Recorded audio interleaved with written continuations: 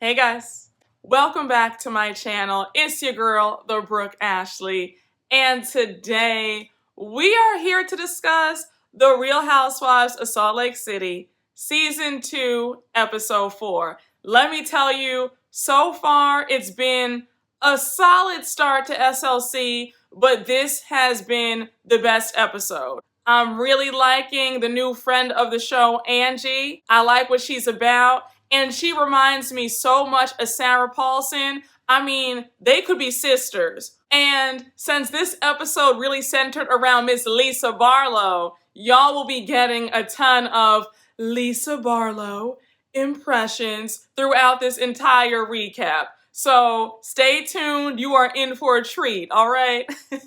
But with all that being said, let's just jump right on into it because we don't have a minute to spare. Child, we start off this episode right where we left off last week with the big fight during ice fishing between Meredith and Jen Shah. So Lisa is trying to talk Meredith off the ledge, and she's saying that Jen doesn't understand the magnitude because it's Brooks.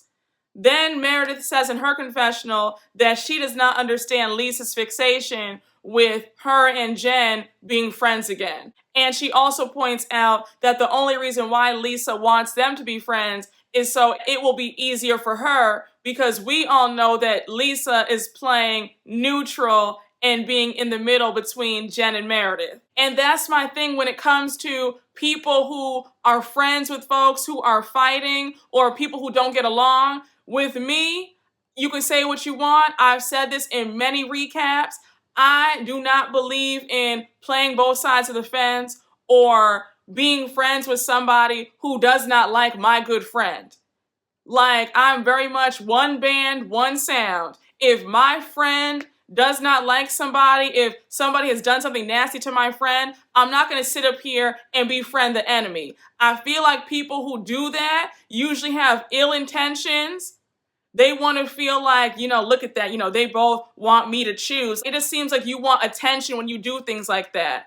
And also, why would you want to be friends with somebody who's been nasty to your friend? Like, let's think about that. I will never understand that logic or that reasoning. I just feel like there's always some ulterior motives. I can't get with it. And Lisa, it's so funny how the clown came back to bite later on in this episode when you saw the same was being done to you and how much you don't like it. But let me not jump ahead. Meredith is making it painfully clear that she has no desire and doesn't care that much to salvage this friendship with her and Jen. So Lisa's going on and on trying to comfort Meredith, and she says to Meredith, Meredith, I understand, because this happened to me when Jack was like 3 years old. Somebody in the supermarket said that his head was big, and I'm still upset about it. I said, girl, way to make everything about yourself. And even Meredith was looking at her like, girl, really? You want to compare what I'm going through with Jen to somebody saying that your son's head was big in the supermarket years ago? Like, stop it. So while Lisa and Meredith are talking, we see Jen over to the side with Whitney and Heather. Jen's over there hollering and screaming, making no sense, talking about how there's a double standard in this group. She's always the one who has to apologize, and she's tired too, and how she has 2 sons as well. I said, Jen has a blockage when it comes to acknowledging when she's wrong. Like, she is unable to just look in the mirror and say, you know what? I was out of line. It's everybody's fault except hers. She has an excuse for everything. She has a rebuttal for everything. For you to say, well, I have 2 sons too, like, what does that have to do with the price of tea in China? You have been on social media for a year now saying really nasty things about all of your cast members, calling Heather and Whitney racist, talking about Meredith's son, talking about Mary. Like, just own up to the things that you've done and apologize for it. Jen is another one who wants to play this villain and victim role at the same time, and you can't be both. I think that Jen is somebody who studied the other franchises because her personality doesn't seem genuine. It just seems like she's trying to play a role, and because it's not working out in her favor, she's gotten a lot of backlash. Now she wants to act like she's an innocent victim and people are picking on her and making it a race thing when it has nothing to do with race. But I digress. So now Lisa goes over to Jen and she's trying to get Jen to understand where Meredith's coming from.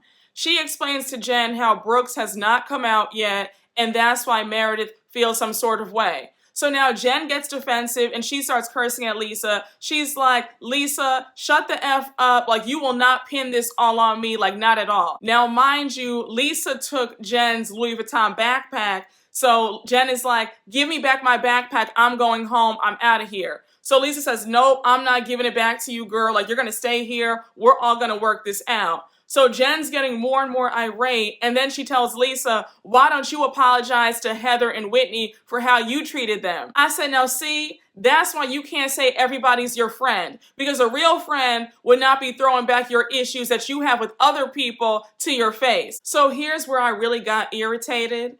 Jen throws her diamond tennis bracelet into the snow. Lisa runs after it, and she's trying to find it. Now, if that were me, I would have let Jen throw that diamond tennis bracelet and it would have stayed in the snow until somebody else found it. I am nobody's flunky or gopher where you're going to throw your bracelet and I'm going to run Johnny on the spot like I'm your assistant or something. Absolutely not. Jen behaves like a 3-year-old. Only a 3-year-old would have a tantrum like this.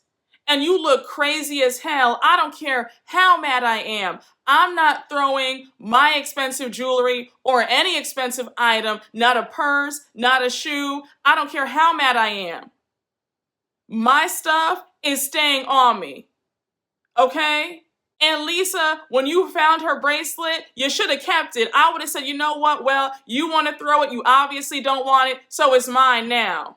And child, with those feds coming to seize all your stuff, don't be throwing out anything, especially not a $70,000 bracelet.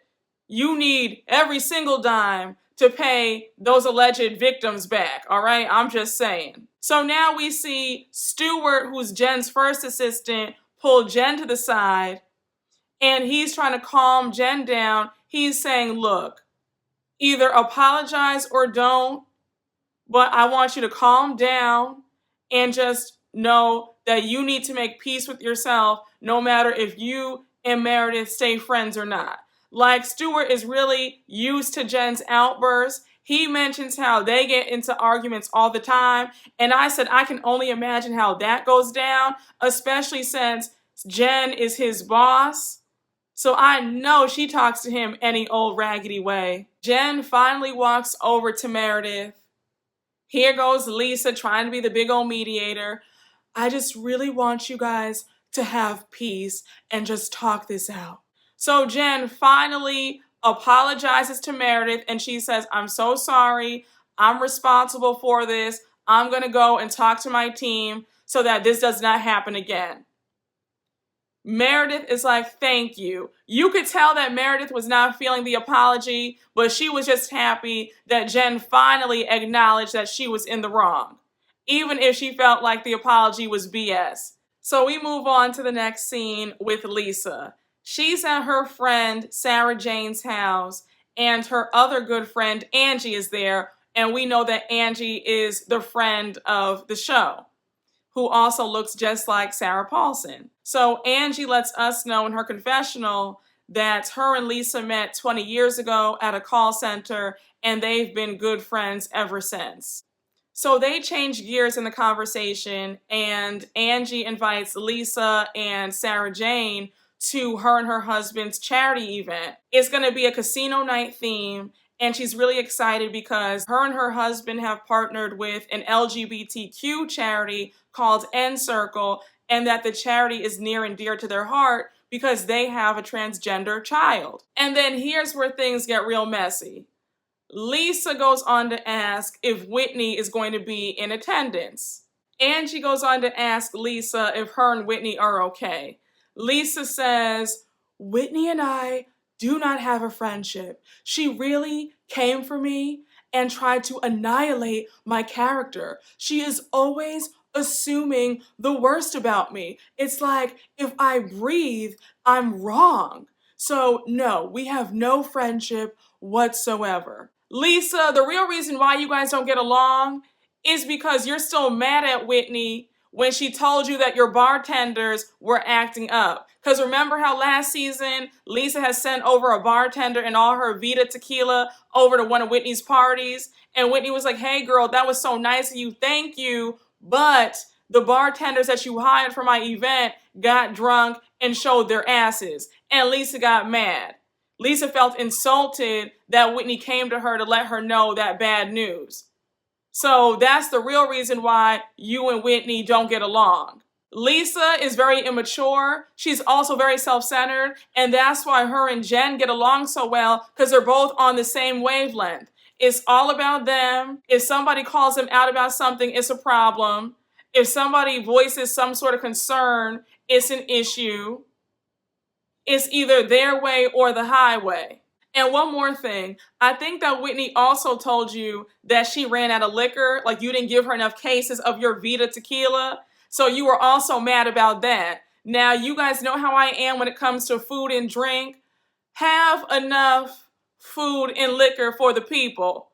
Too many of these women on these franchises have a little measly bottle and a little sorry thing of food. I mean, the spreads be sorry. And for y'all to have the money that y'all claim y'all have, there always needs to be a good amount of food and alcohol.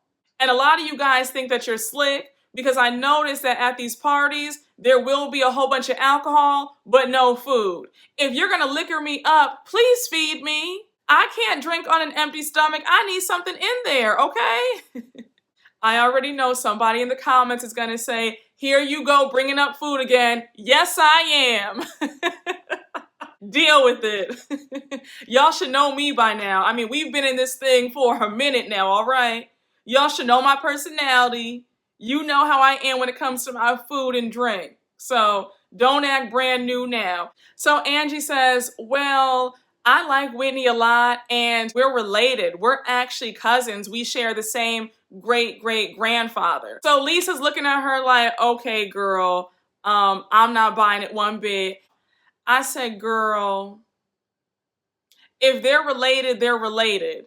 I mean, now the relation is sort of distant because it's their great-great-great-great-great-grandfather from the 1800s. So, I mean, the blood is a little bit thin, but nevertheless, they still are blood related, even if it's like 10%. So Lisa is visibly annoyed and she says, look, it's your house, it's your party. I'm not going to tell you who you can and can't invite.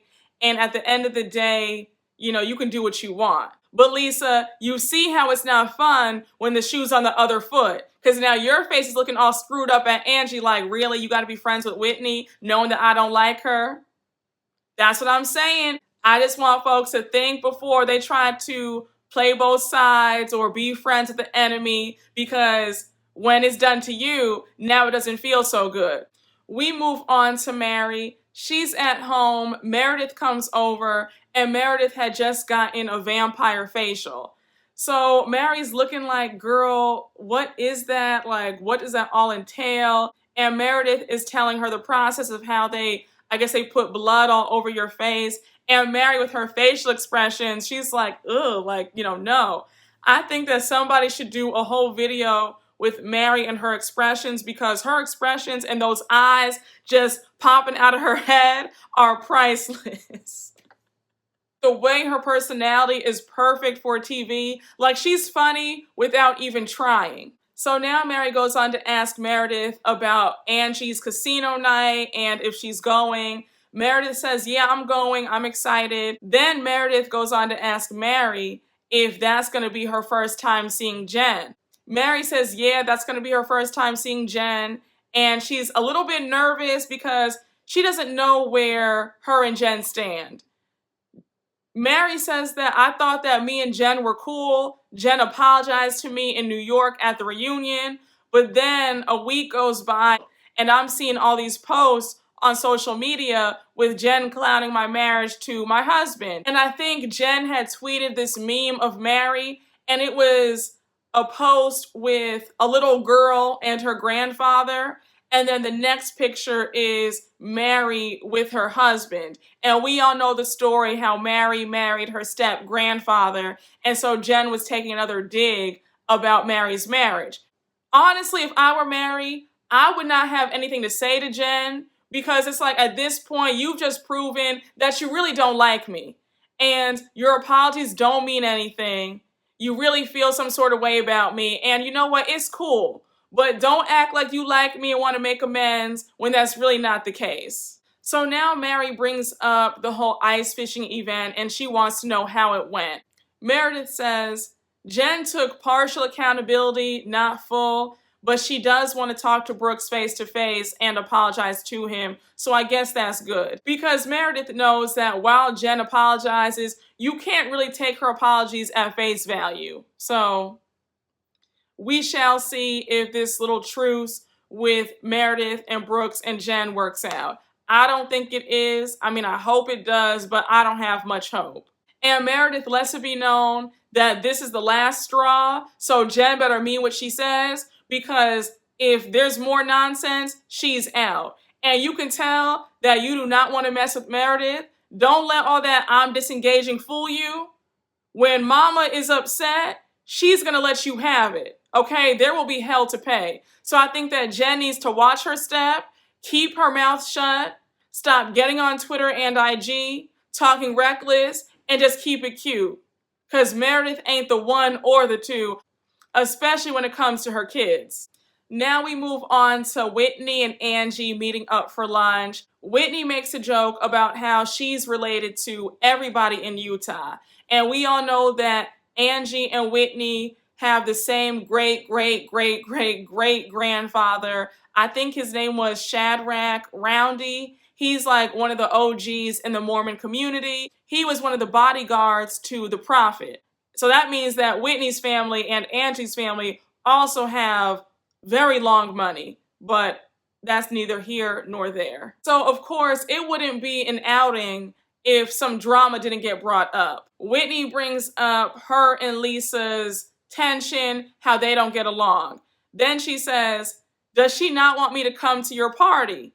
Angie says, you know, girl, I can't even lie to you. Lisa is not a fan of you and Heather coming. Like, she doesn't like y'all. Then Angie says that she's put in a weird spot because she feels loyalty to Lisa, but then with her and Whitney being good friends and also cousins, it's hard because she's put in the middle. So now Angie lets Whitney know that she's encountered a slight problem. Her caterer has dropped out for her charity event, and it's a really weird coincidence because this caterer is a good friend of Lisa Barlow. She shows Whitney the text, and in the text it says, you know, I had to drop out of this event, and how they were given instruction from Lisa Barlow's assistant to not do her party. So Whitney's like, this has Lisa written all over it. Lisa is sitting up here trying to sabotage your event. Angie says, if this is true, then I'm going to be devastated. I personally feel like Lisa had something to do with that, because that's a very strange coincidence that 5 hours after I tell you that I'm good friends and cousins with somebody that you're beefing with, then the caterer, who's a good friend of yours, calls me up talking about, well, we can no longer cater your event. I'm definitely thinking that you had something to do with it. And the fact that the assistant said Lisa Barlow's name, oh, me and Lisa would have been going at it. I would have called Lisa up like, girl, don't attend my event. So it's the night of Angie's charity event, and she knocks the Casino Royale theme out the park. I mean, the way she made over her house, she had the craps table and the roulette table. I mean, it was just fabulous. She had a whole diamond station for everybody to get these beautiful diamond necklaces. I said, now this is my kind of party. It seems like the whole catering debacle got settled because there were some hors d'oeuvres there, which looked fantastic, by the way. But I digress. All the ladies and their husbands arrive. I thought that Seth and Meredith looked really good. I liked Meredith's outfit. I thought that she hit it out of the park. And side note, Seth is very cute. I was actually talking to one of my Twitter mutuals about this yesterday. And I was like, yeah, Seth is a cutie. Like, him and Meredith look really good together. They're a cute couple. So anyhow, I was really cracking up when Whitney said, I can't wait for Lisa to get here because I can't wait to see her face crack because she tried to sabotage Angie's event and it didn't work. So Lisa and John arrive, and I'm not even gonna hold you. I liked Lisa's outfit a lot. I thought that it was very sexy. She looked good. So Lisa and John walk over to Jenny and Whitney, and Lisa greets and hugs Jenny, and she like turns her back and ignores Whitney. She gives Whitney very much a, hi, hello, like that's it, that's all. Like, it's not gonna kill you to say hello. And Whitney is the one who's owed an apology from you. Like, not the other way around. You've been really nasty and cold and dry to her.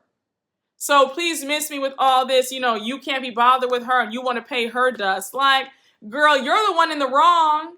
So the party's going, everybody's having a great time. We see Sharif and all the husbands and Heather and Mary at the roulette table, and they were all getting their entire lives.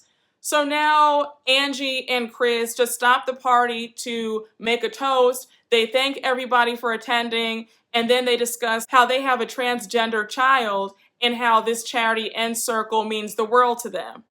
Angie says in her confessional that having a transgender child has not been seen as acceptable in the Mormon church. And then she says that her and her husband are no longer Mormon until transgender people have the same equal rights like everybody else does. She says until then, it's not going to work for her. So now we see one of their friends who's a tech CEO say that he wants to donate $1 million to the charity. I said, those are the kind of donations that all of y'all should be giving, especially if y'all are as rich as y'all say y'all are. I said, come through. And I loved how Angie changed dresses after they got that $1 million donation. I said, you better give the people a cute outfit change. She was like, this is my $1 million donation dress. I said, I know that's right. At this point in the party, Mary's sitting by herself. Jen comes over to sit next to her, and Jen's trying to make small talk and say, hey girl, our family should hang out and do a cook-off. The way Mary looked at Jen, like, absolutely not. Like, our kids don't hang out like that, and me and you are barely speaking, so that's out of the question. So Mary addresses Jen's social media antics and how she said some really nasty things about her. And she's like, I just don't know how to feel about you. I feel like you don't like me and you don't care about me, so I don't know where we stand. Here comes Jen playing dumb. Like, I don't know what you mean, Mary. I would never try to intentionally hurt you. I said, oh, really? Jen has an issue when it comes to being honest and owning up to what she does to other people. Jen dishes it out to people. Then when they give it right back to her, she's upset, offended, has the nerve to want an apology. And on top of that, she'll try to act like she didn't do anything to you in the first place. It's like, what kind of alternate reality does Jen live in? So they squash their beef with a pinky promise, and Mary says to Jen, look, Jen, I just need you to be steady and straightforward if you want to move forward in our friendship, because this back and forth is just not going to work for me. So Jen is like, of course, we're going to move forward in our friendship, like, have faith. Mary makes a joke in her confessional that when it comes to Jen, she's willing to open the door back up, but at the same time, she still has that screen door as a buffer. Mary's a lot nicer than I am, because I would not keep giving Jen chance after chance to play in my face. It would have been, you said all that nasty stuff about me and my husband first season, I forgave you. Then you're sitting up here on Twitter doing it again. I would have nothing to say to you afterwards. We're done. It's cool. I might give you a hello when I see you, and that's that. So, child, we move on to the final scene of the night. Angie pulls Lisa aside and she's like, hey girl, hope you're having a good time, but can we just talk in private for just a few minutes? They go into Angie's living room. Angie lets Lisa know that she's upset about a few things, and she brings up the whole debacle with the caterers and how they backed out at the last minute. Angie's going on about how she spoke to several of their mutual friends, and they all think that Lisa played a part in the caterers backing out. So Lisa's getting super defensive, and she's like, why am I involved in this? I didn't do anything. Like, Angie, what are you trying to say? I didn't do anything. Like, the caterers, they can do whatever they want. They have minds of their own, but I did not do anything. So Angie says, look, your name was in the text message. They said Lisa Barlow's assistant said not to cater the event. So Lisa's talking about, I had no part in this.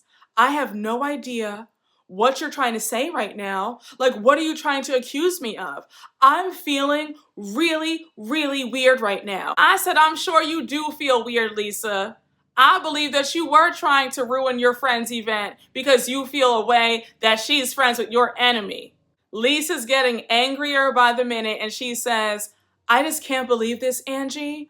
Me and you, we're like sisters. We've known each other for 20 years. And now you're saying that you and Whitney are cousins? Like, what is going on? And you trying to seek out a friendship with Whitney? That is very hurtful to me. I said, oh, really now? So it's okay when you seek out a friendship with Jen Shaw, a woman who is giving your best friend's son a hard time. That's okay.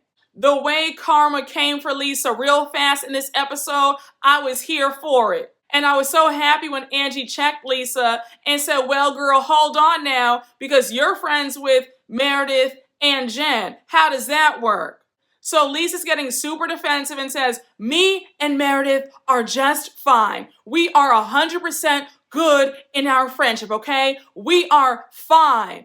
So I said, girl, are you trying to convince yourself or Angie? And I'm willing to bet by the time this season is over, I see Meredith and Lisa being on the outs and no longer having a friendship. What's good for the goose is good for the gander. You want to sit up here and be best friends with Jen Shaw? Now see how it feels that Angie and Whitney are super tight.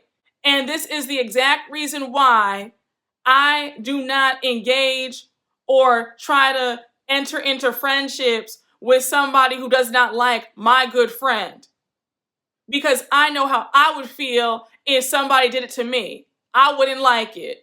So Lisa says, Angie, can I just go outside for a quick minute and get Meredith and Jen in here? Angie says, sure, that's fine. So Lisa says, Meredith, I need you. Can you just come with me for just 2 seconds? I have to clear something up and I need you. Meredith is like super confused, but she's like, okay, like fine. Then Lisa gets Jen and she's like, Jen, can you come here for like 2 seconds? I need you for something. Like, please come. Jen is also super confused, and I was confused as to why Jen had to be in this conversation because Jen had nothing to do with this. And Jen was super confused, like, girl, why am I here? Like, what are y'all even arguing about? But hey, at least I'm not the one in the argument this time. And we know that that's a rarity because Jen is usually the center of all the drama on this cast. But I digress. So now Meredith and Jen are in the room with Angie and Lisa. And Lisa says, Meredith, tell Angie right now that me and you are 100% good. Our friendship is 100% fine. And that we are still best friends. And how Jen did not come in between you and me. Meredith says, yes, we're still friends. But I'm not going to lie. When you were friends with Jen, it did hurt my feelings. I did feel a type of way about it. You could tell that Lisa was really upset that Meredith said that because Meredith pretty much proved Angie's point that there is a point of contention with Lisa being friends with the enemy. So Lisa is becoming more and more irate, and Angie says, calm down, Lisa. I'm not accusing anybody of anything. I just want to figure this out and get to the bottom of it. So while this is going on, Angie's husband comes in, and I love how he sat by his wife. He said, look, I'm not going to get in y'all's business, but nobody is about to sit up here and attack my wife in my house. So I'm going to be a silent supporter, but in case stuff goes left and pops off, I'm going to say something. I said, I love it. So now Angie brings up her lunch with Whitney and how she showed Whitney the text. Child, Lisa is so pissed. She's like, why would you show text to somebody who hates me? Why would you do that, Angie? So Whitney, since she hears her name, she comes into the room and she's like, hey, y'all, like, what's going on? But she already knew what was going down because she knew that Angie was going to confront Lisa. So she was just there to stir the pot and instigate and see Lisa unravel. And I ain't mad at it. Now Lisa starts berating Angie and she says, Angie, if you have a problem with me, then you need to call me. Don't go around to other people breaking confidences and telling them. Tell me. Whitney's like, well, why can't she come to me? Because I'm her friend too. So now Angie says, I just want to understand what the issue between you and Whitney is in the first place. Like, how is Whitney mean to you? Because I'm not seeing it. Lisa says that Whitney just does not like her and how Whitney finds fault with her and how she can't even breathe without Whitney finding a problem. And like I said earlier, Lisa is the one who started the whole mess with Whitney in the first place. And Whitney's problem with Lisa is that she thinks that Lisa looks down on her. Lisa honestly doesn't see Whitney or Heather as being worth getting to know. That's the reason why she doesn't care for either one of them. So now Whitney brings up how Lisa comes for her all the time and how she knows that Lisa told Angie not to acknowledge that Whitney and Angie are friends and to not even acknowledge them on social media. So now Lisa gets up to leave. She's screaming and sobbing at the same time. She's hysterical. She's like, I want to leave. Where's John? So she storms off with John. They leave the party. Whitney says she has a PhD in Lisa, and Lisa leaves and runs and screams when she's being challenged, and she's also upset because she's been caught. She was trying to sabotage Angie's event, and Angie caught her red-handed. I wholeheartedly agree with Whitney. I believe that Lisa was the culprit. I believe that she told those caterers, do not cater her event, and she probably maybe paid them some money to do that. Maybe she promised them some free promotion, but I feel like Lisa's hands were caught in the cookie jar and she's upset about it. And to be honest, Lisa's hanging on by a thread because where's her storyline? I'll wait. The first season, I'll give you a pass, but it's season 2, sis. It's time to show and prove. You have no storyline. We really don't need you for season 3. Unless you and Meredith fall out the way I think y'all will, what's your storyline gonna be? But y'all, this was a fantastic episode. I like Angie a lot. Honestly, Angie can replace Jenny because Jenny didn't have any scenes and she barely had any lines in this episode. I forgot all about her. I said, oh, okay. Oh, Jenny's there. I think that Angie is a great addition to this cast. She understands the assignment. Her and her husband have a cute coin. I'm here for it. So y'all, thank you all for watching my recap. I hope you all enjoyed. As always, make sure to like, comment, and subscribe. And I will see you all later. Bye.